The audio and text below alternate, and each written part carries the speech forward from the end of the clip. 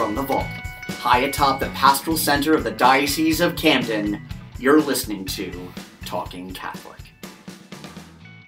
Hello and welcome to another episode of Talking Catholic. We are still amidst the coronavirus and doing this via Zoom so that we can still bring you these episodes with guests and also adhere to the social distancing. So I am here with my good friend, Mike Walsh. How are you? Social distancing from me. How you doing? Hey, listen, I was made for this. I social distance as a matter of habit, so I'm thrilled about it. It's actually, at the last time we recorded, we were saying how I'm so busy that all I need is one day, and I'm sure I'll have like some sort of a nervous breakdown or something like that. Well, amazingly, I'm not yet done being busy, so I haven't had an opportunity to break down and cry. So yeah, it's only gotten more busier for you. Yeah, but you know what? I'll tell you something. While it is very busy, it has actually become, how can I put this? In a strange way, I've been heartened by the whole situation. Bishop Sullivan did his first Sunday Mass from the chapel in his residence in Woodbury. And we had 800 people view it at the time, which was outstanding. Awesome. I couldn't believe it. We had such a great response that it actually it broke our website for a wee bit. Wow. We were simulcasting it on Facebook and on YouTube, but I was had a hard time on the website. But I was amazed at that, and then I was amazed that the people were praying along with us as we were going along. So as different parts of the Mass would come about, they would say Amen. They would, during the sign of peace, they all wished each other peace. I was really impressed by that, and so that was just the Sunday Mass, which was gorgeous and wonderful. And we're going to continue to do that every Sunday, but so many parishes have been doing such an outstanding job of moving to this sort of online spiritual world. Certainly, we can't partake in the sacraments, online, but we can still have that spiritual interaction. And I've just been astounded. And you guys, come to think of it, had a great response to your Stations of the Cross on Friday. Yes. We've been live streaming everything. I am the camera person, or the technician, as they've been putting it, behind them, and it's been a blessing to bring that to our parish. The live streaming we've done the Stations of the Cross and Sunday Mass as well, and we did a last minute change to Saturday evening Mass, which worked in our benefit. And I too saw all the comments. I actually enjoy them while I'm praying along as well and filming. Somebody did all the comments and emojis. It was hysterical. Oh, really? It was one of my youth group kids, actually. I saw it. Sign of peace. It was like the peace sign. And then during communion, it was like the little wheat emoji. So that was just interesting. It was definitely a new way to view the Mass. So, so it's been interesting way to take both our ministry and the parish level to be able to just join in on what's going on, what we do as Catholics, but now in a new way during this time. Everybody's in it right now. And I have to give credit to my pastor a little bit. He's been saying the Mass every morning. I think it switched from 8:30 to 9, but he's been saying it every morning from the Franciscan convent in town, which happens to have one of the prettiest chapels in the world. It's beautiful. And because it's the sisters' home, they're allowed to be there. They're still social distancing in terms of space, but it's a little bit more full because of that. And hearing them praying in the background while he's giving the Mass, and I might point out, not giving communion to the sisters, that's still a no-no in the Diocese of Camden and throughout the state, I believe. But it's been wonderful, and it's in a weird way, it's kind of brought our spirituality a little closer to the forefront. So it's the old saying, when a door closes, a window opens, that kind of thing. I think we're having new opportunities, so I'm very hopeful that people, while it's certainly more difficult, not the way any of us want to be living our spiritual lives, that we've made enough opportunities for people to continue to do stuff. I agree. So. And we're here today with a guest. Oh, we might have just lost him. Oh, no, did we lose him? We got to get him come back. Okay, we're going to come back in a minute. We'll keep talking. So, well, okay. So to talk about one other thing that's going around, and I can't remember if we talked about it in our coronavirus special last week. We had I have to give credit across the river to the Archdiocese of Philadelphia. They've been doing a rosary call-in show, essentially a call-in show using Zoom, much like we are for web conferencing. And it's getting immense numbers in terms of people checking it out. I think the last set of numbers I heard were 2,000 people calling in to do a daily rosary. It's gorgeous. On Zoom. Yeah, all on Zoom. I tell you, that's a lot of people at one time responding. Can you imagine the person? I hope everybody's muted. I think that is the one. I checked in one of them, and it was a call-in response from the director of, I think it's a director of their new evangelization, and I wasn't sure which sisters they were a part of. But it's a group of sisters, so that was the call and response. And the sisters, of course, were beautiful, and they were all sort of together in their convent. And the director of New Evangelization was sort of leading it. It was outstanding. It really was. That's great. And I think we have our guest back here, so you can probably begin. Anthony, are you here with us today? I am. Okay, wonderful. So let me do a little introduction for who our guest is today. His name is Anthony Vece. He hails from South Philly originally, South Philly roots, but he is a current, just moved from the Diocese of Camden. He was here with us for many years, and he just moved up to Long Island. But Anthony, I got to meet as a part of our parish. He was a parishioner there for quite some time with his late wife, who was a beautiful person, and I got to meet them. And Anthony, why don't you say hello and say hi to our listeners? Well, good afternoon, everyone, and thank you for inviting me. It's my pleasure to be here. And yes, I do hail from South Philly, St. Monica's Parish. And when I was there, I was happy to be under Bishop Louis D. Simone, who is now looking down from heaven. Oh, beautiful. And you were a part, when did you move to Williamstown when you were a part of Our Lady of Peace Parish, which is where I met you? We moved in, Susan and I, we moved into Williamstown in 07. Okay. November of 07. Okay. We probably crossed paths. I'm going to tell this story because I think it's significant in how we've connected in many ways in our faith. So we probably met, I would guess it was probably about 5-6 years ago. And oh no, it was maybe longer longer than that. Okay, whatever you say. When was it? I would say, let's say, Susan unfortunately got sick in 15, so it had to be. I would say the furthest back would be the 13th at Geets Diner. I'll go with that. Yep, we're at Geets Diner, which is a local restaurant in Williamstown, well known.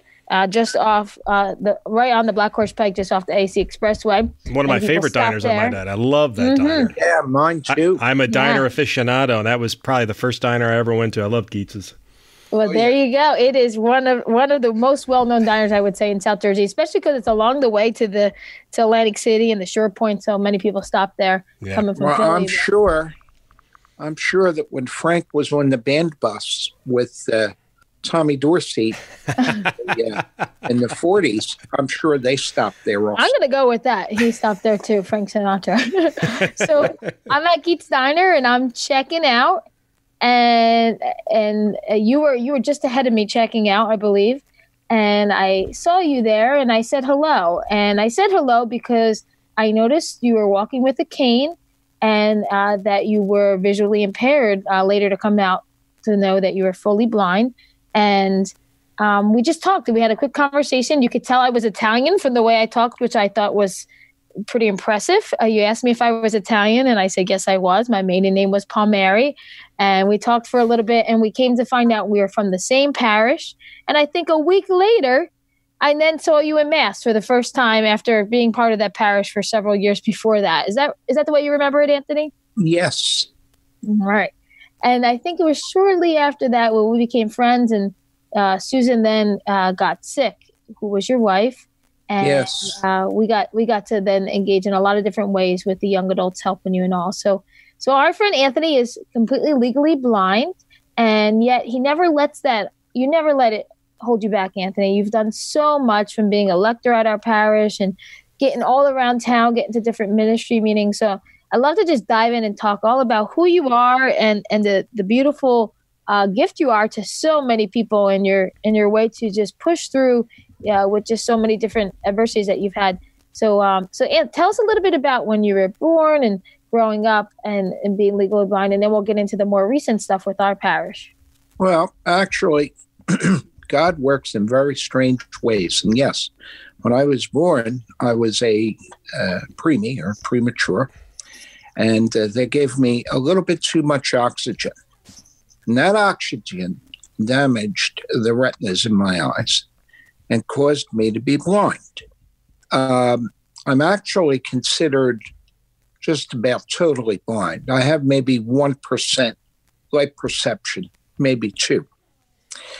And of course, being just a brand new situation for my late mother and father, they didn't know me schooled, and the whole thing was complicated. Mm-hmm. And I lived in the Diocese of Philadelphia throughout my grade school and high school years. And in grade school, I was fortunate enough to attend St. Lucie Day School. Mm. And St. Lucie is the patron saint of the blind. And I attended St. Lucie Day School from kindergarten through 8th grade.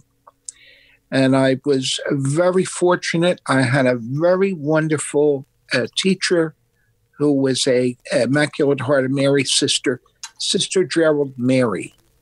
And I believe today the sisters go by their regular names. I believe her name is Catherine Harrison or something like mm-hmm. that, or Ann okay. Harrison. I'm not sure. But Sister was relentless. And Sister, I learned so much from Sister Gerald, and all the sisters. There were 5 sisters at St. Lucie School. Okay. And the reason why there were 5, there were a lot more people who were blind than there were today, fortunately, that needed that education. And the sisters led by Sister Gerald taught us our Braille. Braille is a system of dots. Right. And if you want to Google it, you can look at it. It's B like boy, R-A-I-L-L-E. It's named after a French gentleman by the name of Louis Braille. And we learned our Braille. Mm-hmm. And when we got to 4th grade, we were fortunate enough to be put into St. Francis de Sales Parish, which was in West Philly. And we took our major subjects at de Sales and history, geography, things like that. Mm-hmm. Yeah. And our minor subjects we studied at St. Lucie's. But the thing that was so good about the education that I and or my colleagues received was that we were considered blind, but we were treated as normal as possible. They didn't you blind folks stay where you are, and the sighted people stay where we are. No, they integrated us right into all the classes. So that had to be really so beautiful for the other students to witness and really have them show such kindness towards you and be able to be accepting of you. Something I think with the world right now in being working in youth ministry, you hear it a lot, the term bullying. That's a real big catchword right now with a lot of real bullying going on in situations. I bet in some ways, maybe in some ways you're bullied, but in other ways you were totally accepted, it seems like, for the most part, in Absolutely. That education. Absolutely. That's a great atmosphere. The bullying wasn't something that was addressed by any government or, we just learned, what doesn't kill you makes you stronger. Mm-hmm. And I graduated 8th grade, and I was fortunate enough to study with the Norbertine fathers, Father Cox over at Bishop Newman High School. Now it's St. John Newman, St. Maria Goretti High School. Mm-hmm. And I believe that, what's her name, went there too. Yes. Jackie. And I graduated Bishop Newman High School in 1970, and it was a new experience for each and every one of us, the students, the priests, and myself. And some days it was really grueling, and in other days, it's like anything else. You had good days and bad days. Were you the only blind student at that high school? I was. And then after I graduated, another gentleman who came out of the same school, he was blind also, and he was there. And, I got through it, and I thank God for all the classmates and the friends that I had there, and the teachers and the priests who I had the privilege of working with, Father Cox and Father Polini and my one friend who really looked out for me all through my 4 years of high school, Ernie Farina. And Ernie is in our parish. And Ernie is just the greatest. I mean, He's at Our Lady of Peace in Williamstown. Ernie. Yeah. And he's the gentleman that stepped up to the plate when Susan got sick. Wow. If it wasn't for Ernie, I don't know what I would have done. He was just the greatest. He is just the greatest. And you met in high school. We met in high school. St. John Newman High School. That's wonderful. It's so cool how God brings people back around like that too, and just put them back in your life exactly when they're needed. Yes, and then I attended Philadelphia Community College, and from there I went on to attend Penn State, and I graduated with a degree in speech communications with a minor in radio broadcasting. Which is why our listeners have probably already noticed what a great radio voice you have. Well, I don't know about that. Hey, listen, when I was in college, I got my degree at St. Joe's University in Philadelphia, but then I went back and to do a little more work. But then I did a little more work at that time. I think it was still referred to as Glassboro State College, not quite Rowan University. Oh, you're old, Mike. I am old. That was I'm 90. older than both of them. Come on. I went to Rowan University, not known as formerly known as Glassboro State. Hey, listen, my wife was on the in between years, so she got her degree as both Glassboro State College and Rowan College, now Rowan University. For her was it for undergrad? Okay. But while I was there, I took a lot of radio television classes, and I loved being on the radio, which is one of the reasons why when the podcast came out, it was something I was going to jump to because I really enjoyed doing it. Did you have an opportunity to do much radio work? Oh, I did. Oh, yeah? I did. Not in my professional career, but when I was in college and when I was at community, we had a radio station over there called WIDS. Oh, sure. And then when I got to Penn State, I worked at WDFM. Oh, really? Which was in State College. I forget the frequency. It was on FM. It wasn't on AM. And cool. I used to do a Sinatra show every week. I loved it. Tell us about your love for Frank Sinatra, since you've mentioned him twice already in our first few minutes. An Italian from South Philly who likes Sinatra? That's so rare. It's unheard of. Yes, isn't it, though? Frank, I loved Frank when he was alive, and I love him to pieces now. He put more sunshine into my life, and he his way of singing made so much sense because he was so honest with his voice. His voice projected the emotions, and he always said, Frank, that he tried to sing a song the way a songwriter wanted it to be sung. That makes a lot of sense. And how I got to meet Frank was I put a book. There was an album. I don't know. I'm sure some of our listeners may know about it. It was called The Man and His Music. And on the album, it was 2 LPs, for those of you who remember 12-inch LPs. Mike probably does. I do. Kari doesn't. Yeah, and then it came out on CDs. And Frank actually played a disc jockey, and he got to spin his own records and recollect about them. That's well, cool. In that a collection was a booklet, and the booklet talked about Frank's life, and it had a discography from 1939 through 1952, and then it picked up again from 1953 through 1965. Well, I started collecting between 1939 and 1952. It turned out to be the years that I really collected. I didn't worry about the other years.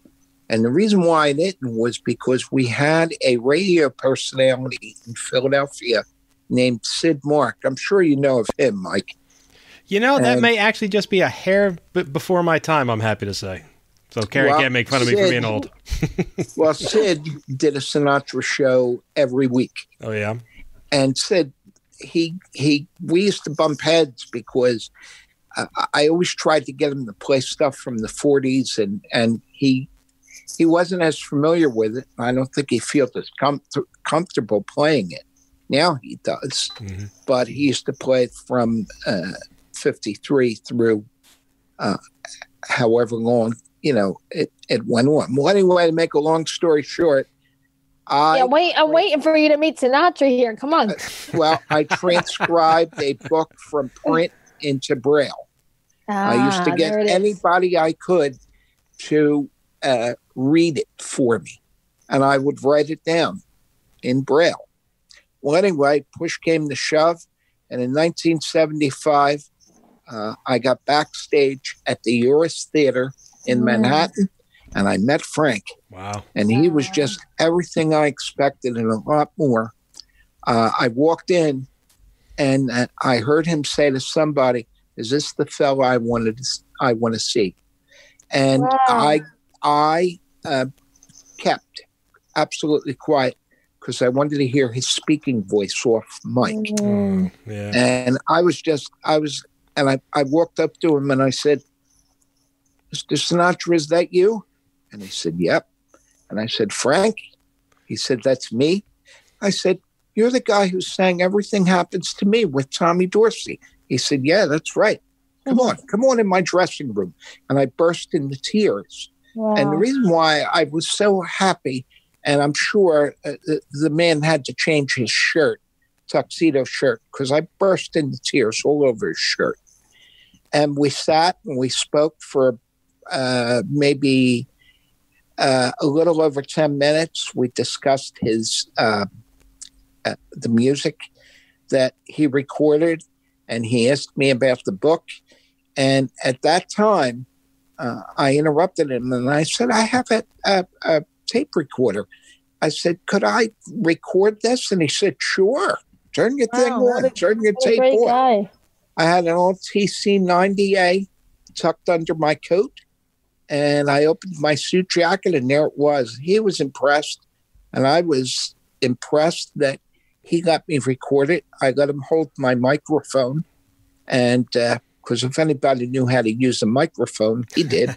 And we discussed everything. And I said, "Mr. Sinatra," I said, "my favorite song that you ever did was One for My Baby and One More for the Road," which was a Johnny Mercer, Harold Arlen song. And he said to me, he said, "Are you going to see the show here?" And I said, "Yeah." He said, "Well, I'll sing it for you." Wow. And I was just... Yeah, that had to be an overwhelming moment for you. Oh, it was.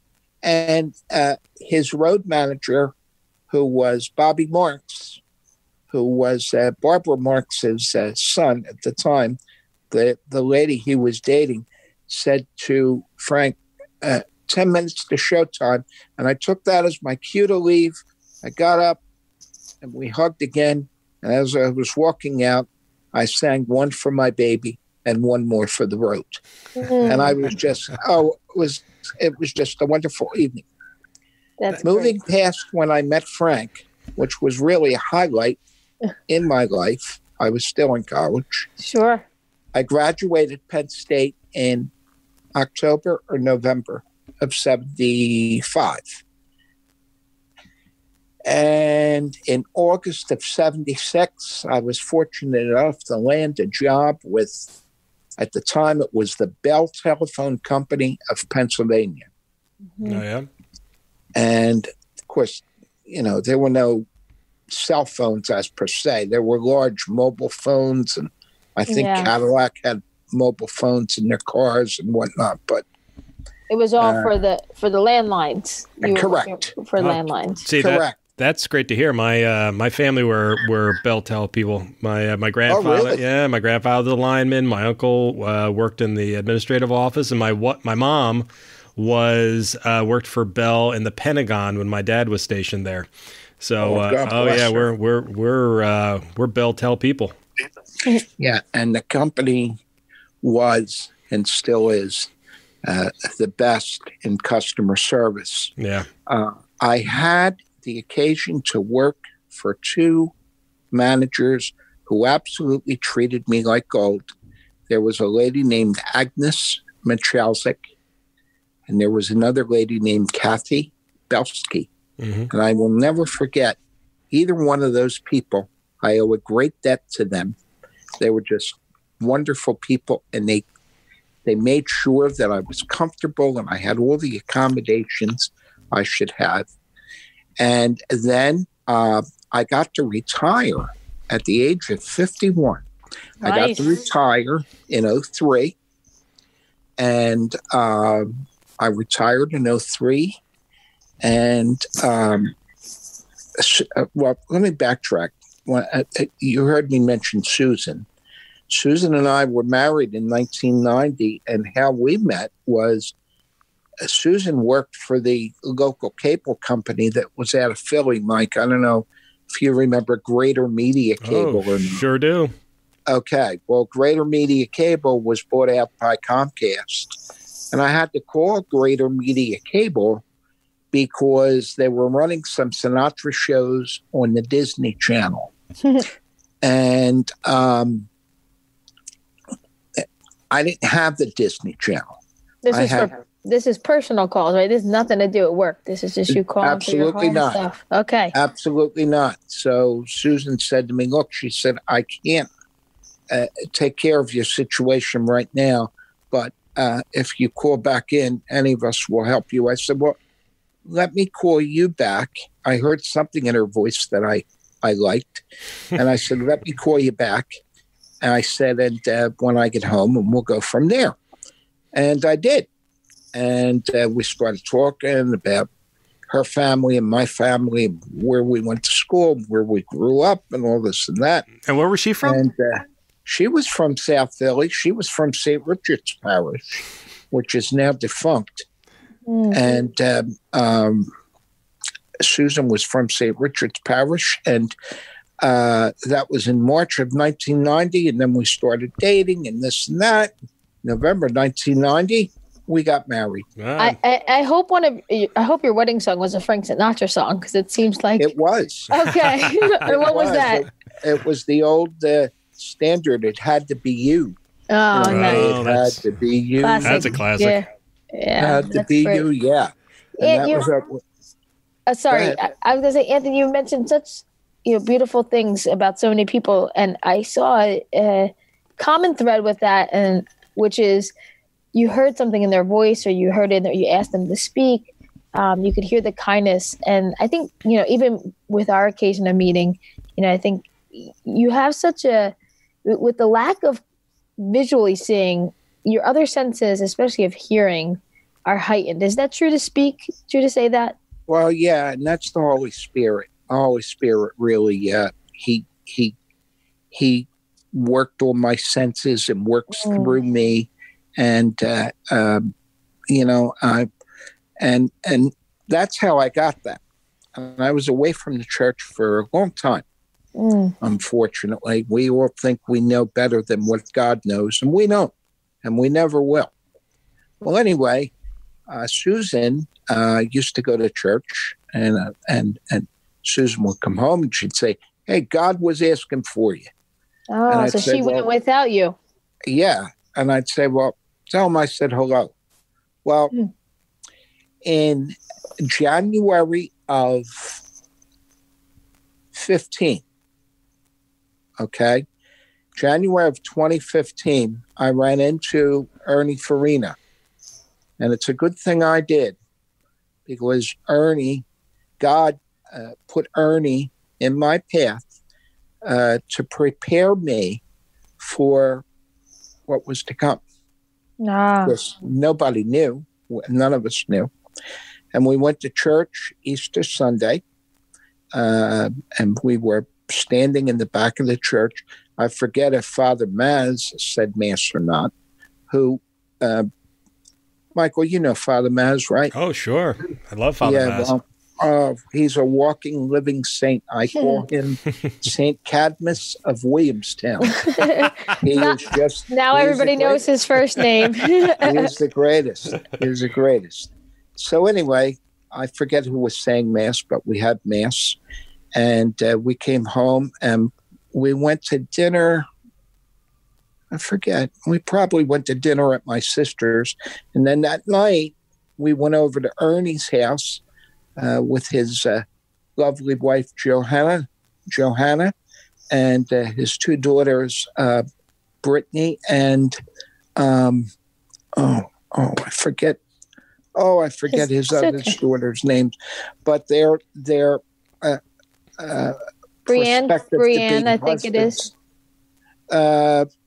It's okay. It doesn't matter. Go ahead. There was Brittany, and I'll think of it when we're off the call. But anyway, we got to enjoy ourselves and have dessert with them. And then when we got home, the HBO special on Sinatra was running. So the whole weekend was just encompassed by everything. And then, of course, in May of 15, my wife suffered a life-changing event. It was an alternative, and she had a stroke. Alternative. I don't mean alternative. I don't know what word I'm looking for. But she had a stroke, and she was bedridden from that point on until she passed in 2017. Mm-hmm. And Susan was most fortunate to have Father Maz and Deacon Joe Bocilli, who I don't know if you guys know him or not, but there's another walking, living saint. He always says to me, "I'm the greatest sinner I know."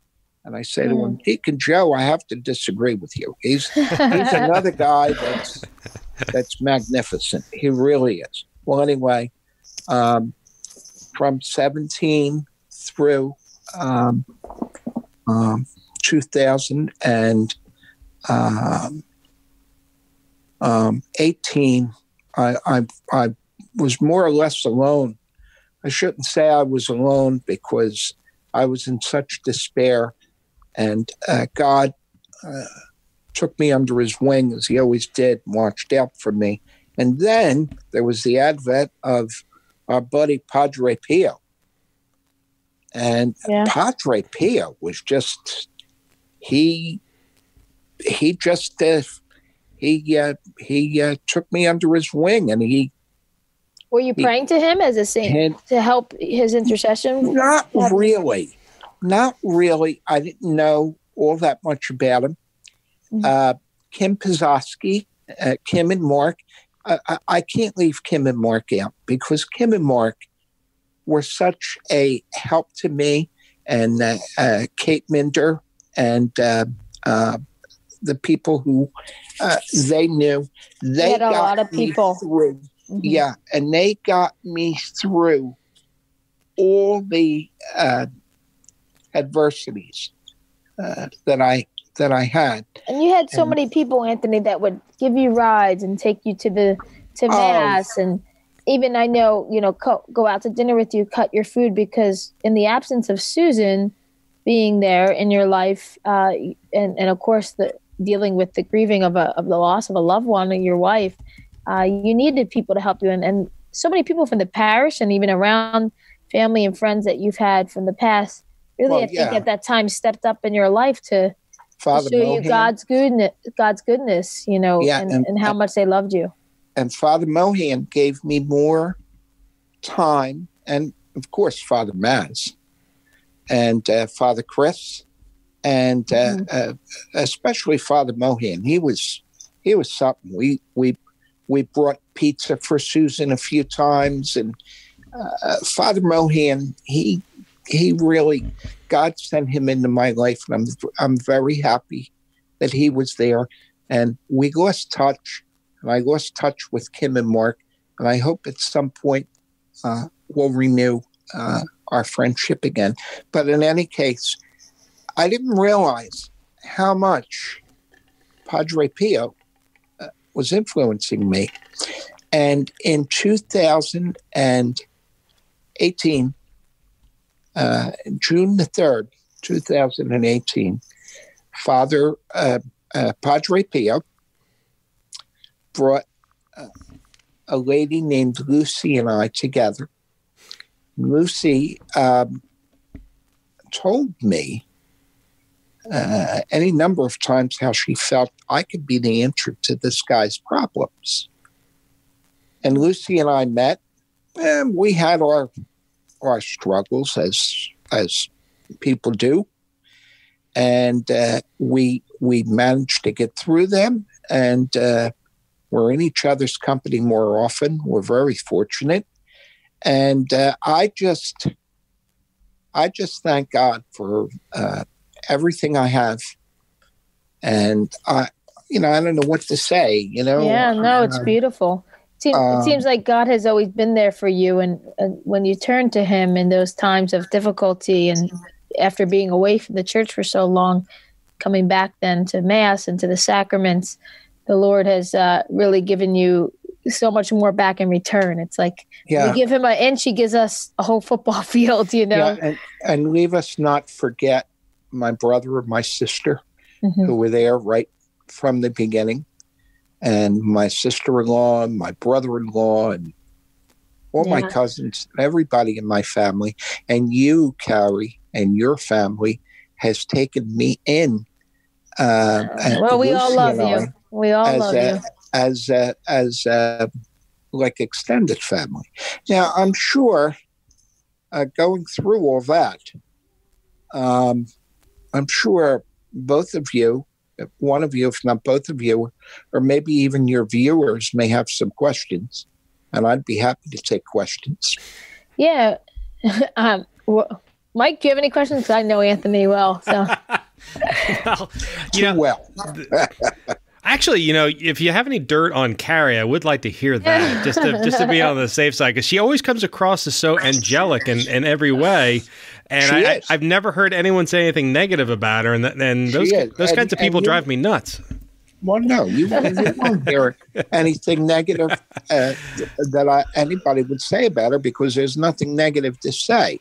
Thank you, Anthony. The only thing negative I can say is that we need to see each other more often. Yes. And her husband, Phil, he's dynamite. He's a great guy. I have not had the blessing to meet Phil yet, but I'm also told he's a wonderful guy. Oh, he's we'll have to have him on the show. He really is. We'll have to have him you on should. The show. That's a good idea. You should. And of course, her new baby, John Paul Anthony, and oh yeah, I'm sure you love his middle name for sure. Oh, I do. So, hold on, Kari. I did actually have a question. I wanted to kind of go back to the South Philly days. And Yeah. and a lot of things you were talking about. First of all, whenever you ask anyone of a certain age what part of South Philly they were from, they always answer with the parish they were a part of. Right. Now, see, my grandparents, my great grandparents were South Philly folks as well, and the Belchitis family. My grandmother, who was from Italy, and my great grandfather, who was from Lithuania. And they grew up on Watt Street in South Philly. Watt Street. Sure. Yeah. Nice, tiny little street. Used to go over there for the mummers' parades. And then, we'd hang out at their little row home. And then we'd go up to Broad, watch it, and then come back and get warm and stuff like that. Yeah. She'd always have an entire table filled with food because she was a good Italian great-grandmother. But it was always really communal. Like you saw everybody and hanging out. Do you think that was something that that kind of community was a help to you in the early days? Absolutely. Yeah. There were people who looked out for me. South Philly was nice in that different people who were from different neighborhoods had different customs and different things that they did. There was one gentleman who I recently had the good fortune of connecting with, Lucille and Bobby Bordino, and they were great people. They came from about maybe a block or so away from me. Really? And at the time, I wasn't using my cane because I wasn't required to use it until I got to college. So I'd call one of the guys up and he'd say, "Hey, come and get me." And they'd walk me over and we'd sit down on the step and drink Coca-Cola out of glass bottles. Oh, Anthony, that is one of my most favorite memories from childhood, is going to my great-grandmother's house, and they would always have the old glass bottles in the bottom of their refrigerator, and that was the only place I could ever get them was at their house, and that's what we do. We'd sit out in the stoop, and we'd drink our sodas, and just, say hi to the neighbors as they go by. And the tasty cakes. Yep. We knew when the tasty cakes were coming in. We waited until the tasty cake truck pulled up. Yep. And we'd go into the grocery store and he'd say, "I haven't had time to take inventory." And the tasty cake guy would say, give him the pack of cupcakes or give him this or give him that. We had tasty cakes and candy, and we had luncheonettes down there. Oh, yeah, I remember. Sure. Luncheonettes been to a couple. Yeah, it was a combination of a candy store, and in the back there was a counter, and you sat there, and they made milkshakes and root beer floats and all different things. And then we had the luncheonettes, and some of them even made steaks and Philly, what you guys would call Philly cheesesteaks. It was just, we didn't think anything of it. Right. Yeah, for Kari, it's a Philly cheesesteak. For us, it's just a cheesesteak. Yeah. Or a little slice of heaven right on earth. Exactly. And then you did the classic South Philly thing where you moved to South Jersey, somewhere in Gloucester County. My family came over, did the same thing. They moved to the Glassboro area. You moved to the Williamstown area. Well, no. Before that, we moved to Audubon. Okay. Yep. Plenty of taking baby steps coming over. That's right. Yeah. Inch by inch. We moved into Monsignor Marucci's parish at the time. What parish was that? I'm trying to remember Pius X? Okay. Pius X. It was a shame they closed that church because that church there were no steps, no nothing. It was so good for him. Yeah, he suffers from MS, I believe, in a wheelchair. Wheelchair He's the greatest. But he's one of the most active priests I've ever met in my entire life. That is a guy who does not let anything, much like yourself, a guy who does not let anything stop him from doing what he wants to do. Yeah, well, he's an inspiration to me, too. Really? Monsignor Marucci, now he's at St. Andrew the Apostle. Gibbsboro. And I was over at the neighboring parish with Father Vece. Our Lady of Guadalupe. Yeah. And the parishioners over there. Who? It's in Lindenwold, right, yeah. Right. And the parishioners over there, Rose Harmon and her husband Jim, and all the people who, once again, took me under their wing, and they, whenever Lucy would come down, they would make Lucy feel so comfortable, like she was one of the parishioners, and they even invited her to sing in the choir. Lucy has a magnificent voice. Oh wow! Yeah, awesome, so Anthony. Now, I love for you to share with our listeners. What drove you to want to become a lector? Because I know when you were at our parish, you asked, and we made some arrangements to make it happen, to have you there on the altar so that you didn't have to walk up and all. What drove you, because typically you don't hear someone who is legally blind say, okay, I want to become a reader at church, But at the same time, there's a big fear of people that are sighted, because you're reading in front of so many. It's one of the biggest fears I think that people have is to speak or read in front of others. So what made you be fearless in this and ask and want to do that? Because I think that's a really notable thing in our Catholic faith that you chose to do. Well, I started lecturing when I was in St. Monica's. And what happened, I was lecturing and it went out and it went off okay. It didn't really come off great at all. Mm. And from St. Monica's, I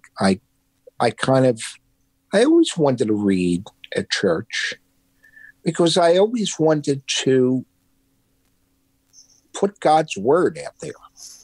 The way God wanted us to live, and how God wanted us to live, and what to do.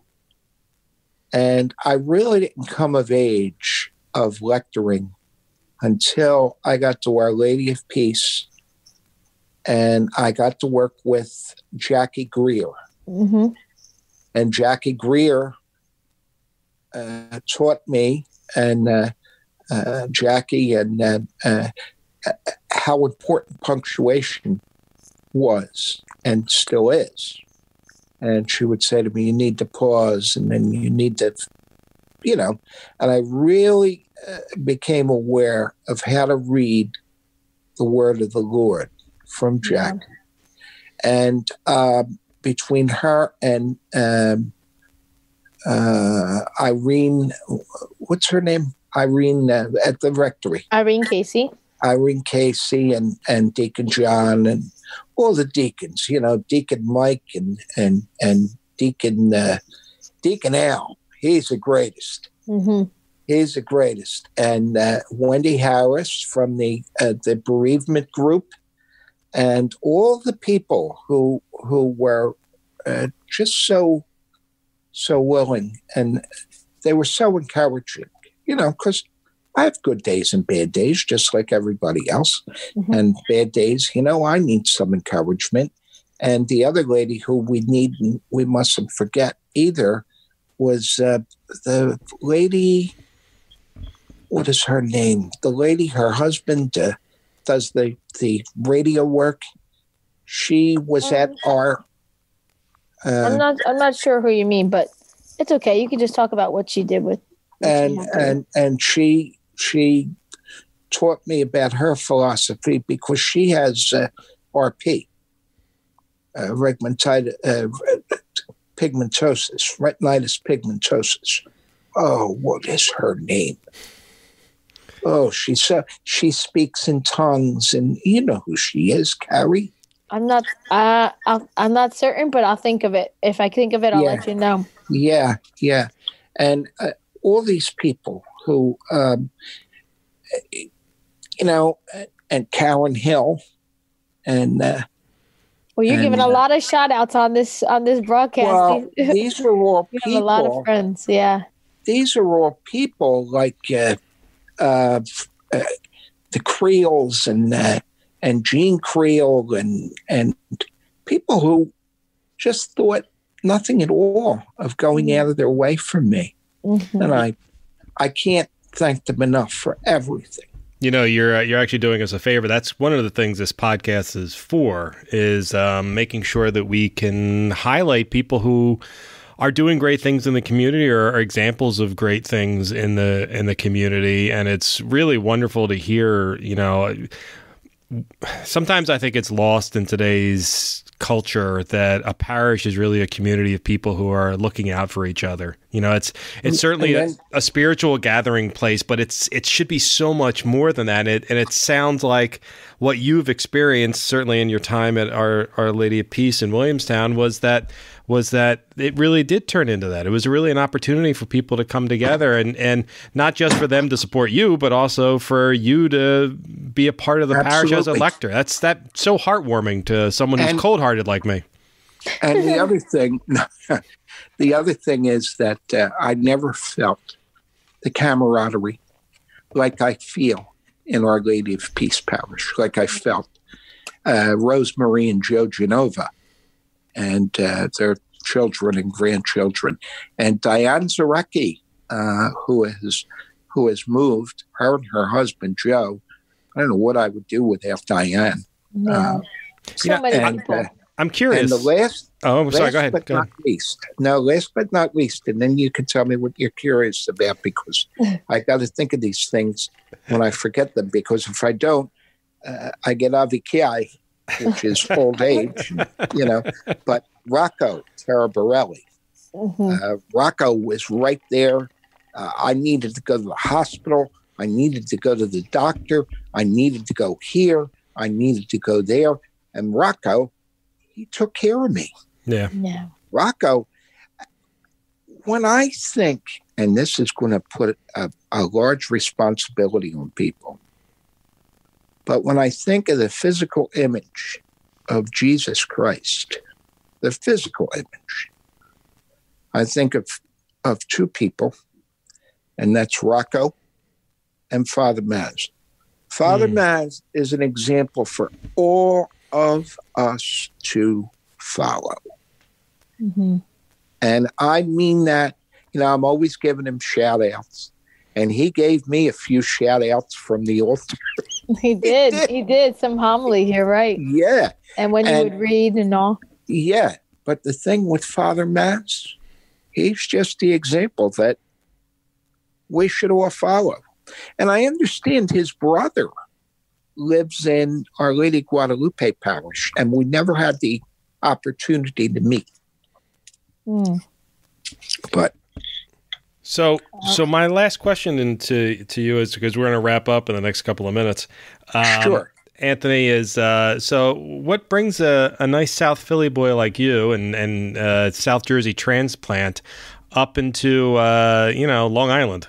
Oh, Lucy. Aha. Okay. Lucy. All Lucy right. is, if you ever want to know anything about history, Lucy is it. Oh, yeah. She's very historical. She knows this area really well. And she's a good person. And the reason why I know she's a good person is because there was a saying, show me your friends and I'll tell you what you are. And guess what? All her friends are exactly like her. And speaking of that phrase, there's one other lady who I need to mention, Renee DiMatteo. Renee DiMatteo, her mom and dad used to have a mechanic shop in Williamstown. And Renee and I met on Facebook, and she carried me through many nights on the phone. Unfortunately, we never got the opportunity to meet, but she was the arm. She was like a rock.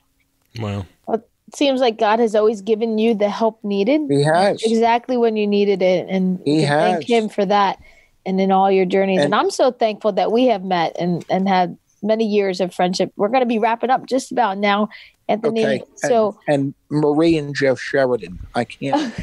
Your last shout out. Okay. That's it. So we want to thank you for being on the show. You were a wonderful guest to have, and thank you for working with the Zoom. I think you are one of the most technologically advanced people that I know, and you can't even see the technology in front of you, which blows my mind, has always blown my mind. So you've done a phenomenal job being here with us today and sharing your faith and sharing your life story with us. So thank you for that. It's been a pleasure. You want to pick a picture? Oh, well, yeah, we'll get it at the end. Yeah, we'll take that in a second. But but Anthony, thank you very much for really, honestly and truly, thank you very much for joining us today and being so inspirational. Whenever you want me, Kari, I'm here. Thank you very much. God bless.